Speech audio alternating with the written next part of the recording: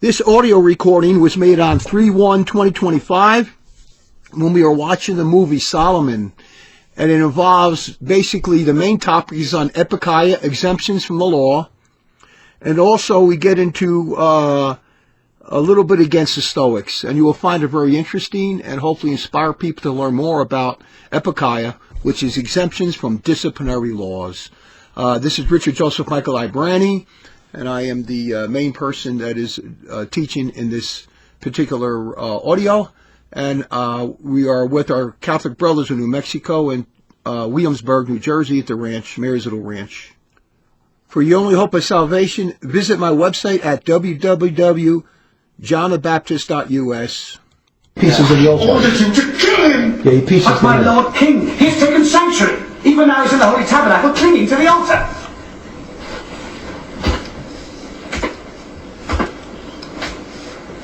I don't care where he is.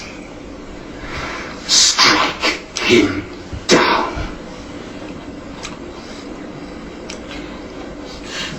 In other words, as the Italians say, take care of that thing. Yeah. Did you take care of that thing? Joab, it's by command of the king. You are to die. That's great when you did, man. Yeah. You're a dead man walking. Won't you come out? No. I'll lie here. I beg you, don't make me kill you there. I would commit sacrilege, which you cannot. Dare not, Benaiah. I'm not ready to die. So that was a divine law, obviously. Which means sacrilege. You cannot kill nobody. Okay. Yeah. I was thinking of Epikeia. It is Epikeia. It's a disciplinary law. It's not like heresy. Oh, it's not. Okay, so that was the disciplinary. It's a discipline. It's not like heresy. It's like eating a showbread that was offered to God and is sacred, can only be eaten by the priests. But David ate it. And so that's a divine. It's not a dogmatic law. It's a disciplinary law. It's a divine disciplinary law. You could go into the sanctuary under certain circumstances and kill a guy. And a good example of that will be, and I'll give you an example. A guy comes into the sanctuary and the priests are in there and he starts killing the priests. And you can't kill him because he's killing the priest, but you can't kill him. Right. So you're going to kill him. Yeah. So it's not a dogma. No. It's not a dogma. It's a disciplinary law. Yeah. Yeah, just like the showbread. That's the big argument with Patrick Henry. He couldn't answer. I said, do you agree that God, divine means it came directly from God. And we have human law. The church makes human laws too, and you got to obey them too. From the Pope. Well, what's the okay? So my next question is, what's the definition? What's the real definition of sacrilege? Because he said sacrilege there. Yeah, if he did it unjustly, if there was no good reason, if he didn't have a reason to do it, it's sacrilege to eat the showbread. That showbread that God said is that was a divine law, wasn't it? It was a divine positive law. Yeah, God said the high priest can only eat the showbread. Anyone else eats it's a sacrilege. He must die. Right. But David ate it. That's what I'm trying to get at. Is So it wasn't when David ate it. But this wasn't a divine law then. A disciplinary law. A discipline. Yeah. Okay. I'll explain the difference and what's going on with that. Now, you have human laws. The church might make a human law and say, I don't want people to eat meat on Wednesday during this month. The Pope can say universally, I don't want you to eat meat on this particular day because whatever the reason the Pope says. But the Pope said that. You have to obey it. God, that's a human disciplinary law. Because normally you could eat meat, but he told you no. If God told the Pope directly, and God said, Pope so-and-so, tell these people not to eat meat on this fourth weekday. Now that's a divine disciplinary law because God told them. Right. If God didn't tell them and the Pope just said it, then it's a human disciplinary law. Right. And you got to obey both of them still. But if Epikeia applies because they're disciplinary laws. Right.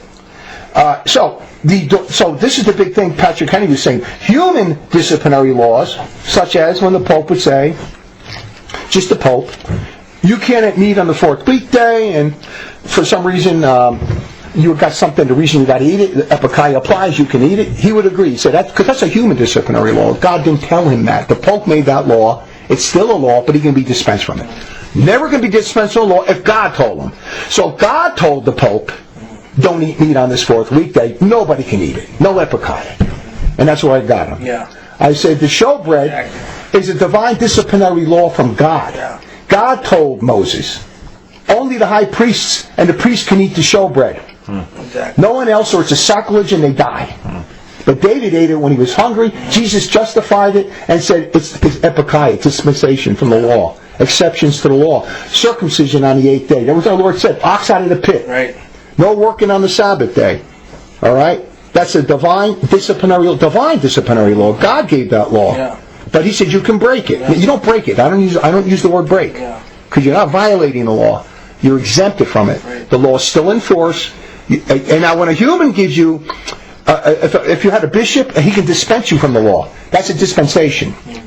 If there's no bishop or to step in, you can do it by then it's a exception. It's Epikeia. Epikeia is when I don't have a priest or a bishop to be dispensed from. There's no one I can go to, and I got to I got to do something. And I go over that in my book. So, but when I was told, it was 3 people: Patrick Henry, Father Egregyi, and Cabrini. They were your absolute bastards, Pharisaical bastards. They're like the Pharisees in the Chosen. Yeah. Where God was breaking every law. Look, he's healing on the Sabbath day. Yeah. Why did he have to heal? Look, he's eating corn. They're eating corn on the Sabbath day. Yeah. And so every time I asked them the questions about David's showbread, about circumcision if it fell on the 8th day, if the 8th day circumcision fell on the Sabbath day. Now you got 2 laws that are in conflict. On the Sabbath day you can do no work. But this baby, it's his 8th day after his birth. He needs to be circumcised. And Jesus said, do you not circumcise your babies on the 8th day even though it falls on the Sabbath? So now you got 2 divine disciplinary laws conflicting with one another. What do? If I circumcise the kid, I sin because I worked. If I don't circumcise a king and don't work on the Sabbath day, I sin because I didn't circumcise him on the 8th day. See how important that is? So I go over all this in my book, Exemptions from the Law. Yeah. And the Pharisees, they don't believe there are no exceptions to these laws. They were so lettered on those laws, no exceptions. No, and Jesus called them hypocrites on that. Yeah. But even, see, what I would say is amazing, because every time I asked them those 3 questions, I never got an answer. Yeah. Never, ever. And I would ask them 2 or 3 times. Never. They would change the topic. Never giving me another answer on the Epikeia. Yeah. Well, the reason why it confused me is I pictured. So that wasn't the Holy of Holies. No, even if they did go to the Holy of Holies, that was the Holy of Holies at that time. Yeah, it was. Yeah. So because it was in a tent. Yeah.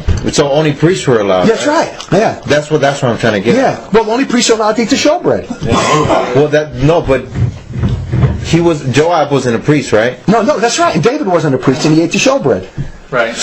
But that's a divine law. What's that? Isn't it? Not the Holy of Holies. It's not a dogmatic law that only priests can go in there. There's exceptions. If something happened in an emergency, anybody can. Like say the place is falling down or something's happening, where it's on fire. But wasn't that law? Wasn't that a divine law? It is a divine law. It's a divine disciplinary law. It's not dogmatic. It's not dogmatic. But that's my point. It was Epikeia from the divine law. Yeah. Epikeia, because it's a disciplinary law. If it was a dogmatic law, no exceptions. Let me give you an example. If the Holy catches on fire, and there's no priests around, what do? You let it burn? Yeah. No, a layman goes in and puts it out. Yeah. That's Epikeia. Yeah. It's not a dogma. It's not like it's something that never was. The temple wasn't here, but now it's here. Okay, it's not something that's everlasting. The dogma is everlasting. Adultery, you can never do that. Okay, you can't worship a false god. You can never do that. Oh, so a divine law is kind of. There's 2 divine laws. There's a divine dogmatic laws and there's divine disciplinary laws. Oh, okay, that's why I'm confused. Yeah, that's why you know what you should do? Okay, this is a good thing for Lent. You guys read my book, Exemptions to the Law. Really, because you guys are going to be called to rule people, and so you're going to need to have to answer these questions. So for Lent, I would tell you guys, start reading my book, Exemptions to the Law. That'll explain everything to you. Because it is confusing a little. You gave it to me one time. Yeah, read it. You gave me like 2 pages. Well, the reason you got to read these things, because you guys, if you're going to rule the church, you got to know these things, and you're good on other topics, and you'll pick it up real quick. But this is a good lesson on it right here. So they're both divine laws. And like the divine law of Divine positive law. Don't eat pork. Don't eat pork. It's divine because it came from God. Right. God told it to Moses. Moses wrote it down. God told me, don't eat pork. You were allowed to eat pork before that. Now you can't eat it. If it was a dogmatic law, you can never eat pork. A dogmatic law can never, ever be violated or exempted from. Never. Adultery? No, never. Homo? No, never. Stealing? No, never. You can never do that. There's no Epikeia for that. Nothing. Those are dogmatic laws. Jesus, the Holy Trinity, God the Father and God the Holy Spirit. Dogmatic. You can't come along and say, I don't believe in it anymore. I believe that Jesus isn't God anymore. Sorry, pal. He's God. Always was. That can never change. You can't say, I'm going to be exempted from that dogma and believe he's not God anymore. Don't matter. He's still God. Yeah. Those are dogmas. Disciplinary laws can always be changed. They can be abolished or they can be exempted from. Yeah. And there's a difference. It's obedience to this person. Yes, to God. It's obedience to God. Yeah. Or even like a human, if a human makes a law. Yeah. And so what you're committing there, disobedience to a disciplinary law, which God binded upon you. But those are the kind of laws, though, where you could, so for instance, a good example, eating or not eating pork is not like committing a homo thing or adultery. It's not intrinsically evil. It's not intrinsically evil. People ate pork before the new Old Covenant. Noah ate pork. Yeah. So it's not something that's like intrinsically evil. Adam and Eve don't eat the apple. An apple's not evil, or else you guys can't sell apples. Right? It was obedience. Yeah. And he was testing your obedience, and he does set up rules for the hierarchy and for holiness of the sanctuary. Yeah. So generally he does want only the priest to eat the showbread. He does. He only wants the priest to go into the Holy of Holies. That's what he wants because it's holy. But he's not saying you can't have exceptions. Right. You could have exceptions. Yeah. It's not so written in stone as a dogma. Yeah. If the Holy of Holies catches on fire, and you got your Chicago firemen and your North firemen outside there, and they come in with the hose and they put it out, and they're in the Holy of Holies. But say the prayer for the firefighter. Yeah, I'm doing that one now. Did I post it up yet? Oh no, you put it on the Discord. Yeah, I did. I got it up. That was a good one. Yeah, I know. I forgot about that. How do you like that? See how things work, you know? But this is good because. And I'll probably do another lecture on that, but you guys really should read the book on that because it could be confusing, the word divine. Divine means it came from God, and God gives two kinds of laws. Disciplinary laws, like we're talking before, and dogmatic laws. Dogmatic laws can never change or be modified, or you can never murder, you can never steal, you can never commit the homo thing, you can't do adultery. You know, and all these are things. God, the Holy Trinity, Jesus Christ is God and man. You can't come along and say, "I don't want him." Epikeia, he's no longer God and man. You know, it ain't gonna work. That's a dogma. Yeah. Eating pork, going into the Holy of Holies, eating the showbread. There's exceptions to those laws, you know. Yeah. Like the Sabbath, and you know, Lord. That's not. See, the Chosen points this out really good. Mm-hmm. Jesus shoved it right in their face because they're saying to Jesus, "You watch the Chosen. God made that law on the Sabbath day, and you're working on the Sabbath, healing on the Sabbath day, and God made that law. It's a divine positive discipline." And she said, "Yeah." He said, "But also, who doesn't take his ox out of a pit on the Sabbath day if it's in a pit and it's dying?" Mm-hmm. So he did it on purpose to shove it in her face. Yeah. They were so much rigid on that, and they didn't. They're denying dog. And strain out the gnat and the swallow. Right. They didn't believe in any exceptions when there's exceptions to those laws. No. You can't be a good ruler if you don't understand that in those disciplinary laws there are exceptions. I'll give you another example I gave, which is, and I don't agree that priests should. You know, they had priests praying the whole divine office every day. Priests, parish priests. You know how long that takes in the divine office? The whole divine office. Yeah. I don't like that rule. He's a priest. He's not a monk. Monks can do that. Priests got to hear confessions. He's got to say mass. He's got to go out, extreme unction. But the law was, by 12 o'clock at midnight, and 12 to 12, within that one day, the priest has to get the whole divine office done. So here's a priest, and also. Did you do louds and all that? Huh? They get up with louds too, right, in the middle of the night? Yeah. No, it was just really weird. It's crazy. You know what a lot of them used to do? Yeah. They'd wake up in the morning and do all their offices in the morning. Yeah. But it's out of time. Yeah, no. So they can do the rest of their work during the day. So they would sit in the church in the morning and read the whole divine office, everything, night prayers, all in the morning. Maybe they leave out compline, and so they can get them all done. Because once the day starts, they're working. Yeah. So you read my book, you're going to read about this. They all bring this up. I mean, the people are talking about Epikeia, and the others don't deny it. What do you say? So it's 11 o'clock at night. The priest has 1 hour to pray compline, or he didn't get his compline in. He gets a phone call, someone's dying. Extreme unction. He's got to go out to that person and administer extreme unction. But he knows if he does it, let's say it's even 11:30. He knows if he does it, he's going to miss compline. So what does he do? What would you do if you were the priest? That's right. But you just broke the law. Right. You just broke the law because you did not finish your office until it was after 12. You didn't do your time compline. You sinned. No, he didn't sin. No. I go over. Another example I give is the letter of the law is you got to stop at red lights. Your friend gets shot, he's bleeding to death in the back car, and you go to the red light, stop short, and go right through it because you got to get him to the hospital. The policeman pulls you over, and he says you violated the law. He sees the guy bleeding in the back. If he's a normal kind of policeman, he would say, "Okay, I understand why." He'll give you an escort. You broke the letter of the law. But the spirit of the law was not that somebody should bleed to death on that account. You see? So, yes. Epikeia, Stoic people hate it. Stoic people, the Pharisees our Lord was up against, he saw no exceptions to laws. That guy, I love the one guy they're talking about. Like, he was so strict on certain laws, and they brought it up to how preposterous he was. And I love the chosen because Jesus, and this is what Jesus did, he shoved it in their face. He said, "You hypocrites! You're worried about these little things, and look at these big things you're doing. All these laws you're making that are burdensome that people can't even keep, and all these other sins you're committing. But you're so concerned about this, so rigid on this disciplinary law." But Jesus was never lax on dogmatic law. He can't be. He's God. So basically, you have divine disciplinary laws and you have divine dogmatic laws. The divine dogmatic laws, nothing. No exemptions, they're forever. Divine disciplinary law, DLs, divine disciplinary DLs, you can be exempted from them, dispensed from them, and they can be abolished, changed, and modified. And when you look at canon law, the history of the church, look at all the popes. They would have canon laws where they made laws, and then basically, if you had a bishop or a priest to go to, he can give you a dispensation. So you don't need Epikeia because you got a bishop to go to. But if it's an emergency situation and you don't have no bishop to get this, like that priest I just told you about, well, of course that's a common sense thing. Oh, bishop, I can't finish compline. Is it okay? I got to go. He wouldn't even do it. He would just go. But there's things where you can get dispensations if you have a legitimate authority. You go to him, and he would say you're dispensed from eating meat today.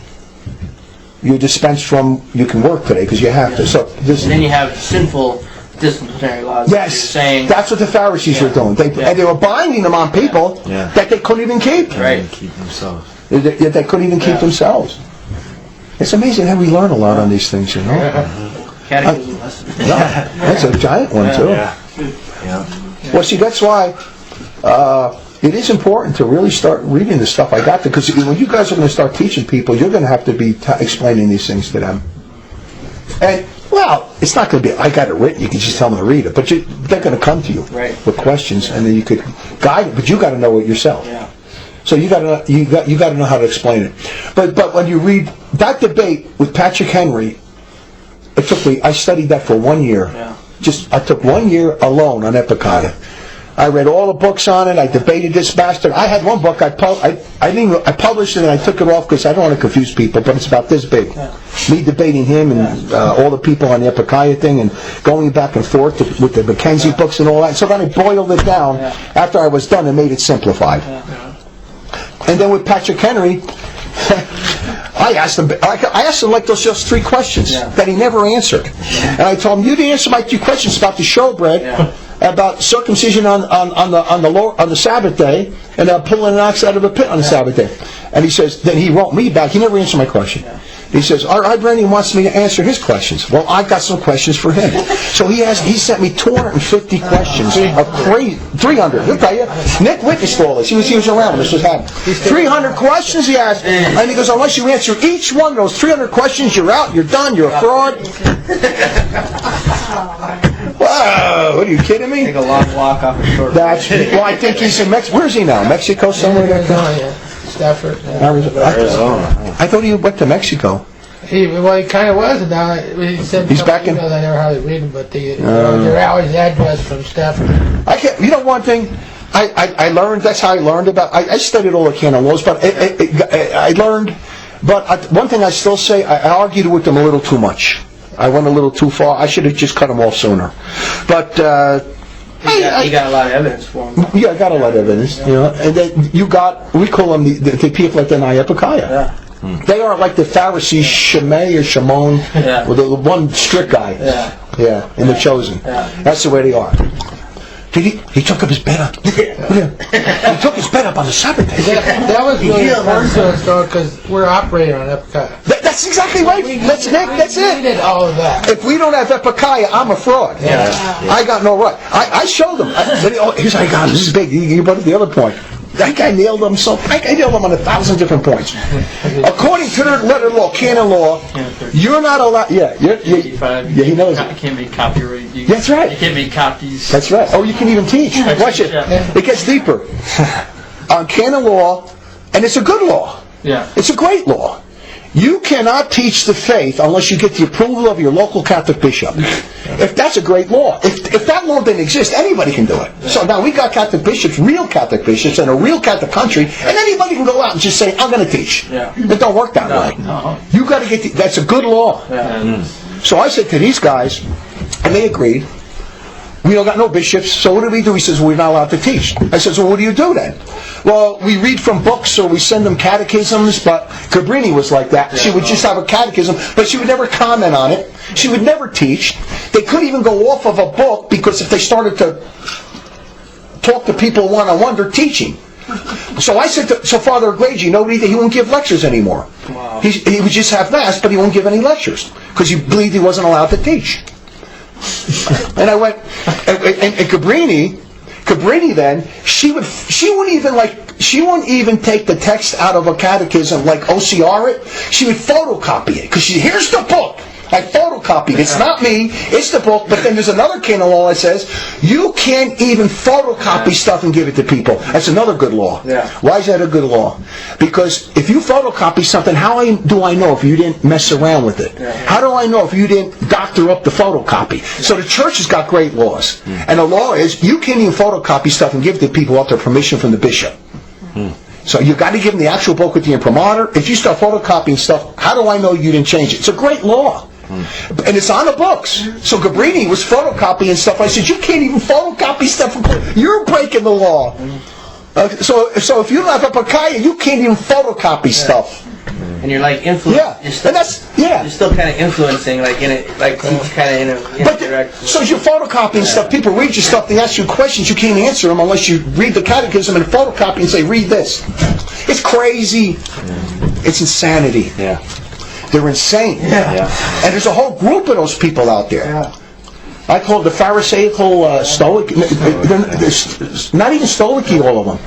Some are Stoic and some are. Egregyi wasn't necessarily Stoic. He was just a Pharisee. But he got the bar. He won't give lectures. I'm not allowed to give lectures. But he would write books. So I said, you wrote a book on the 4 marks of the church. Yeah. That's teaching. I'm sorry. They hear confessions. Yeah. Or they couldn't hear confessions. Confessions. Confessions. You cannot hear confessions. Yeah. Without the jurisdiction of your local ordinary. That's another one. Yeah. Confessions is another one. Yeah. If they don't believe in Epikeia, I said, you can't even hear confessions. Yeah, right. And so Cabrini's condemning all these other people that are trying to preserve the faith, even though about other issues, because they're hearing confessions and teaching from the pulpit and preaching lectures. She's condemning them, a group of people, and she's sewed into that it's even common sense Epikeia. Yeah. Yeah. And she's a woman too. A woman's not even allowed to publicly teach, which is another issue. But you had the main culprits on that whole thing was Cabrini, Egregyi, Patrick Henry, and there weren't so many people, but there was Kaspar's were. Remember Kaspar's were on that? Yeah, they were. And I had to pull him off of that too. Yeah. He was big on the Epikeia thing. Now you can abuse it. But so what? If you abuse it, you can abuse any of it.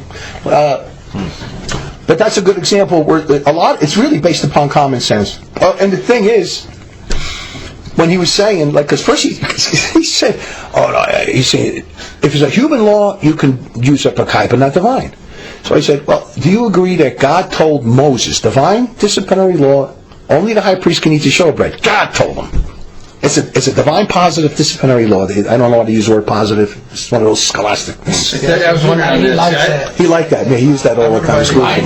What was it? Negative? You can or you can't. I don't know. There's a divine negative. Anyway, I say, do you agree that God told him directly that you cannot eat the showbread? And that's the one he would never answer because he believed only in the human law. So I said, look, it's right here. And I said, Jesus came along and said, did you not read when David ate the showbread and yet he was justified? He did not sin for doing so. Jesus is God, and he's saying he was allowed to do it.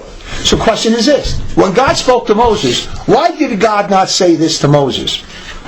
Moses, only the high priest can eat the showbread, except for 1,000 years from now when David comes along and his men, they can eat the showbread. Now that's divine, because God told him. He never said that. God said, only the high priest. He didn't say when David comes along. He didn't say exceptions. But they understood that disciplinary laws could be exempted from it. And Christ confirmed it. And that's where the high priests are coming along, and they're saying, like you were saying you're saying, he committed sacrilege, you would be condemning Christ. They condemn Christ because he said David was allowed to eat the showbread. But even the high priest knew he was allowed to eat the showbread. So how are you going to answer that one? People are like that are letter of law. They're very strict. Everything's got to be perfect. Dot your I's, cross your T's. You can't go over here for anything, for no reason, for nothing. And even you're not even sinning when you're exempted from these things. It's like they're losing common sense. These people would actually let the Holy of Holies burn down instead of going in and putting the fire out. Brother Richard? Yeah. Isn't there, so you're saying someone could touch the Holy of Holies to put the fire out? Yeah. But isn't there a place in the Bible where they're carrying it? Yeah, and he wasn't. That's right. He did it. I think he did that. That's a good. He did that. I think to show the reverence of the ark. Maybe he didn't need to do it. That's a very tricky one. Wasn't there appointed? There was specific appointed. He wasn't supposed to be carrying, and then somebody else wasn't supposed to carry. He wasn't supposed to. He died, right? Because it is a law. If you break that law, he didn't have a good reason to do it. I guess he wasn't supposed to be carrying it, from what I understand.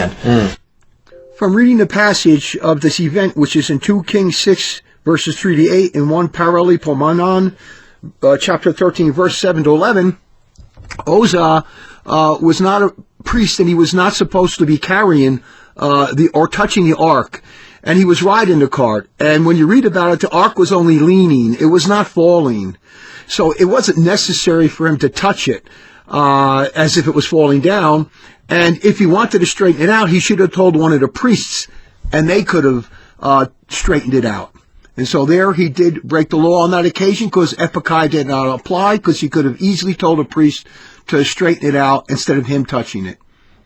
But as I said in that commentary on it, I don't believe it was a mortal sin for him. It was a venial sin, but God still had to punish him to show the reverence which is due to the ark and his disciplinary laws, that they should be kept if they could be kept, and not exempted from unless you have a good reason. In this case, he did not have a good reason. If you break the law and there's no good reason, God will kill you. He'll punish you.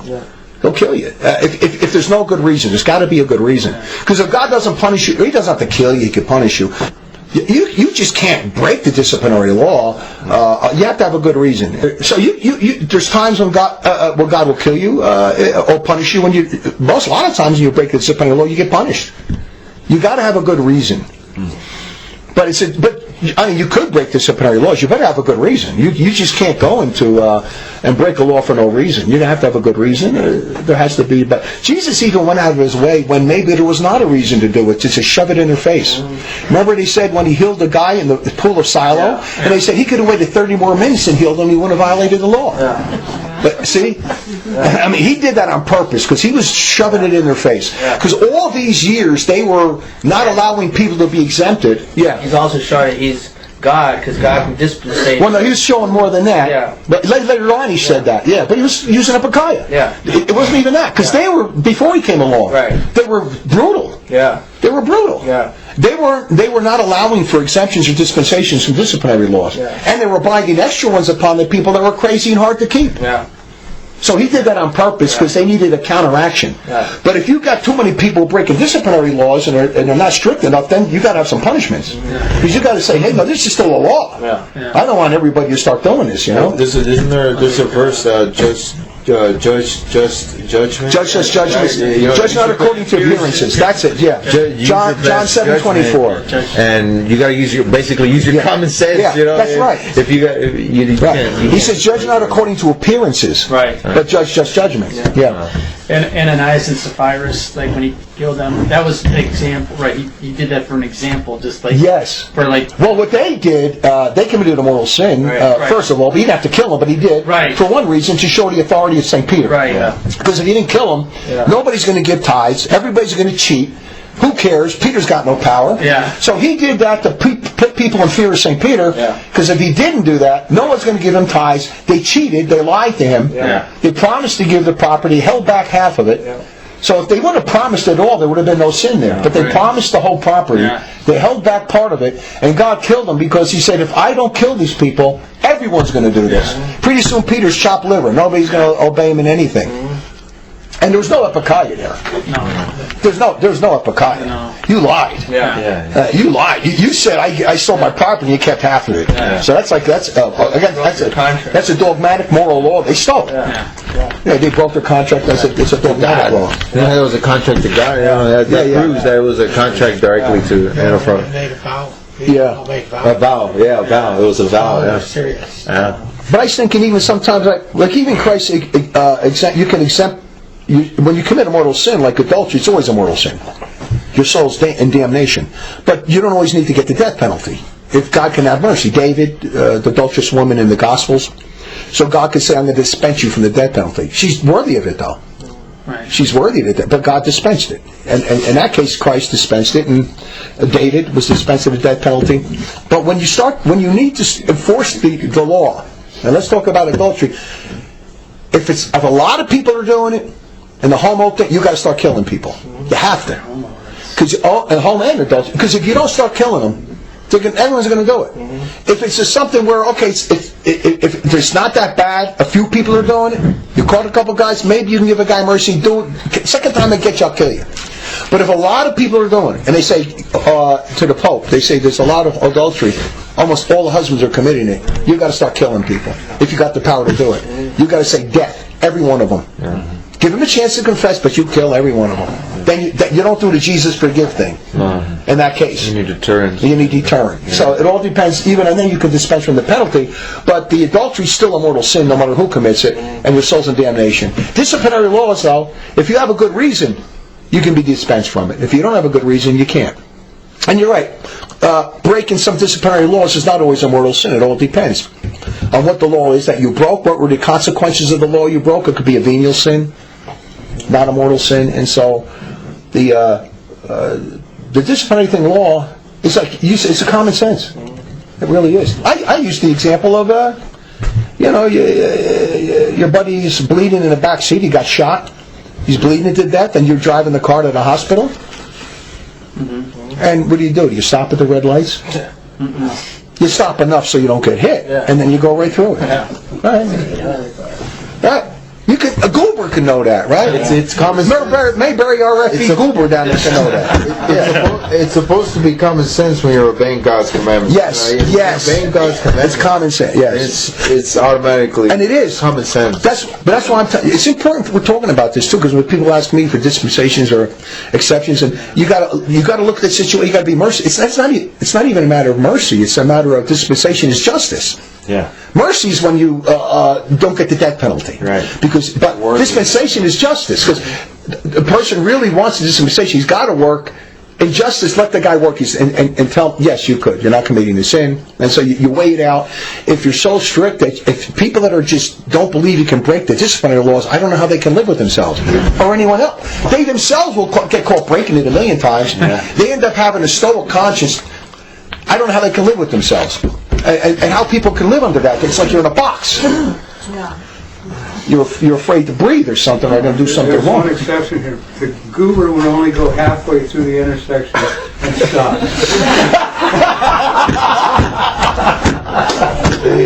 Yeah, you get hit by a car. Goober would get hit by a car. Goober. Gooberino. As they say, the Italians say, Gooberino. That's a goober Italian. Gooberino. What Brother Sal was saying, but that does make sense to me. God's commandments are common sense.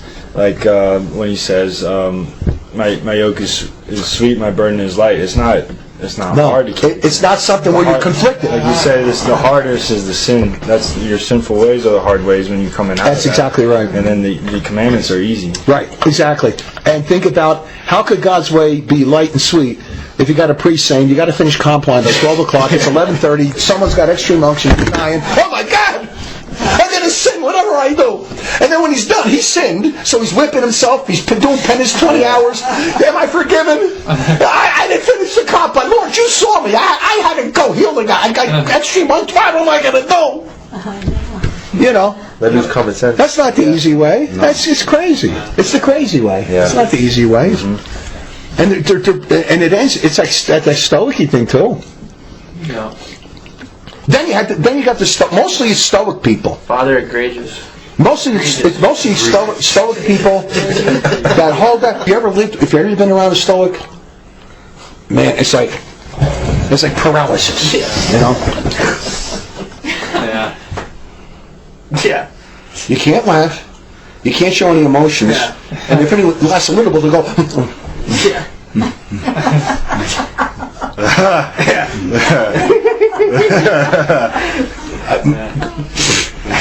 Yeah, he is weird. Unless you're afraid to talk. Yeah. Anything you say, anything. Can I? Yeah.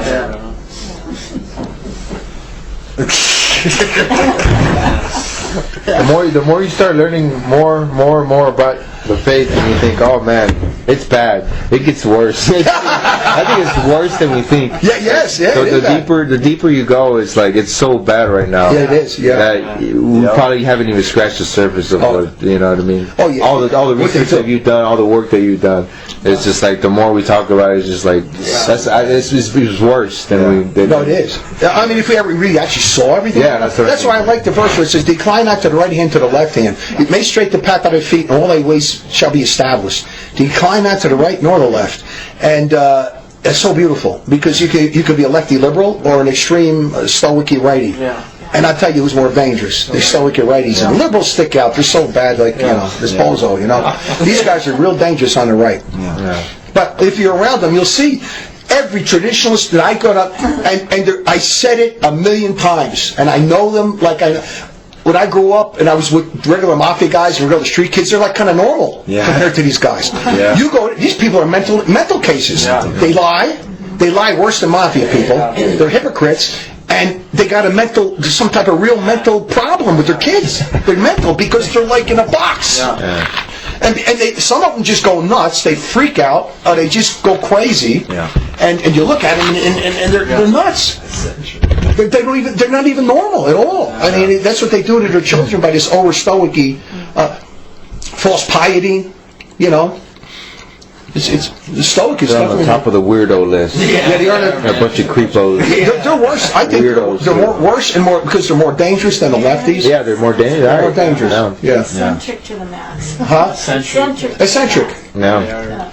Eccentric. Because I bet those same guys that you're referring to, I bet you they know real good the whole Latin Mass, and they know. Oh, you're talking about the dot the I, cross the T, Latin Mass, and all Gregorian chant. I bet you they know it by. They know the language. They know the back of their hand. Oh, exactly. Yeah. And beautiful. Why did sepulchre? And they say a beautiful mass, and they say Gregorian chant. It's beautiful. Yeah, when I first started discovering the SSP10, I was like, "Wow, this is absolutely beautiful." It is beautiful. It's all outward. And I went to the SSP10 chapels, and it was just like weird. It was just the weird vibe. Yes, it's just weird. Sal, the SSP10 chapel is cold. It's cold. It was all. It's like ice. I had to travel like crazy far from where I live. SSP10 chapel. They're almost all like that, but SSP10 especially. I got the feeling like ice cubes. It's like ice. Yeah. It's so cold. Yeah. It's so like stone. It's like, are these people alive? It's like the priest. Even the way, you want it. They would go. Yeah. I know. Yeah. They would overdo it. Here's a way to do it right. There's a way to do it that, and they would go like this. And then you can't talk to them after match. You have to be very proper. Don't know you're not allowed to say that. You can't approach them. Keep your voice down. But, it's. Don't ever talk to them about the faith. If they know you can ask them some questions, they're out the back door. They love the Summa, the SSB 10. They're always calling Aquinas, and they're talking like first part of the second part of the third objection, and people are sitting there going, "What the heck is this guy talking about? What is he talking about?" Even my one Sal was my friend's. What was his name? In New Jersey. And his son was SSB 10. Oh, and yeah. Remember Marcelino? Yeah. What's his name again? Marcelino. Yeah, that guy.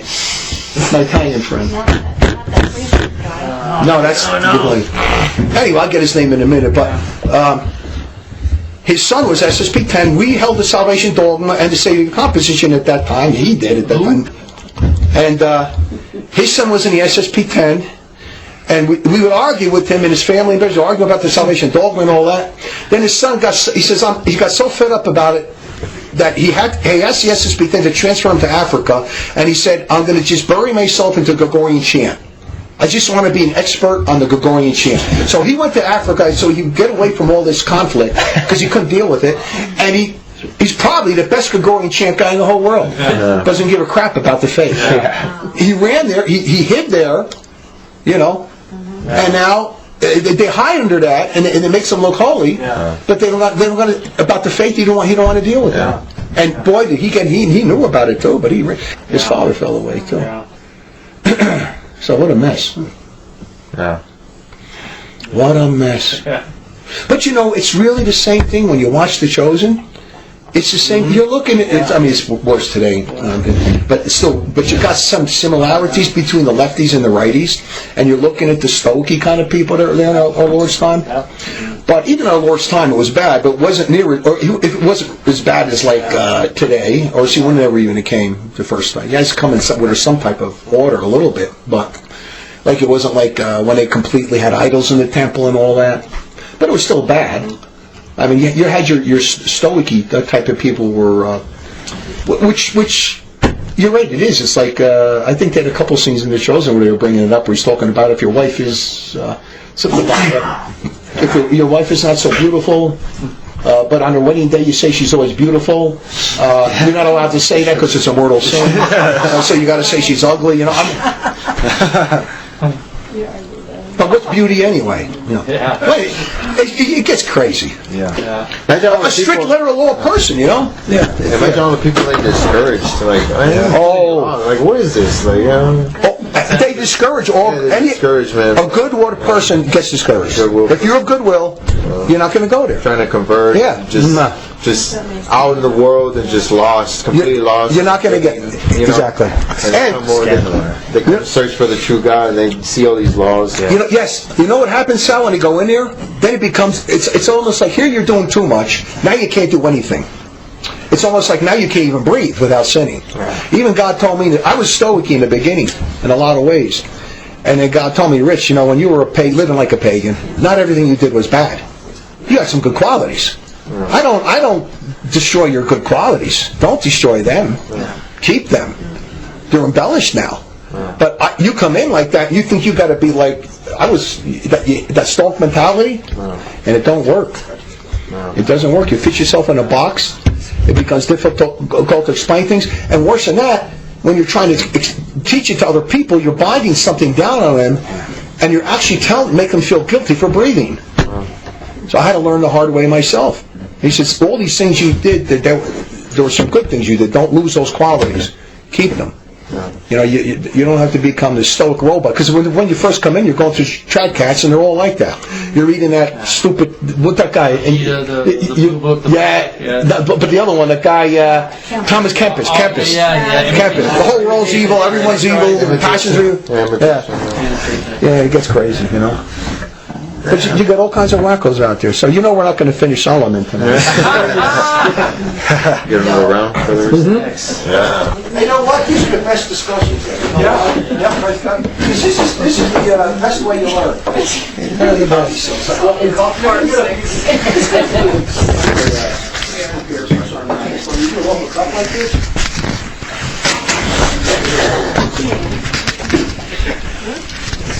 Remember, Caspar used to joke about it. He used to go, Epikeia, Epikeia. He didn't joke about it. Oh, yeah. He used to laugh about it. But I ended up convincing him that it's legitimate. Yeah.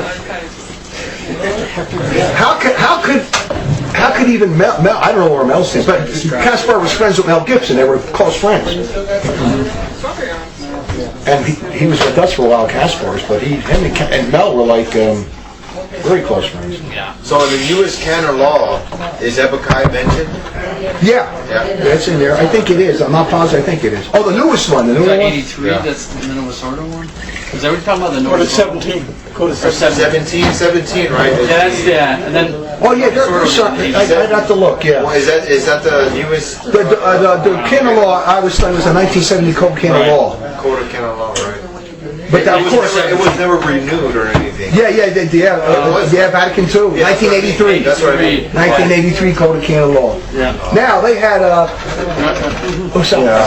they had what was I talking about on the canon law? Oh, anyway, the 1970 Code. I took a whole year studying canon law, and I was going to redo the whole canon laws, clean them up and all that. But it was so bad. Sal, you're right. It was so bad. Sal, what do you want? You want some wine? Yeah. I found out it was so bad. The code that's in effect now is the Hadriana Dionysian code from the time of Saint Charlemagne. That code. That's the one I want translated into English. That's the one that's in force. And it was enforced up to like 1,000 or... you got to look at the last code of canon law around 1033 or 1130.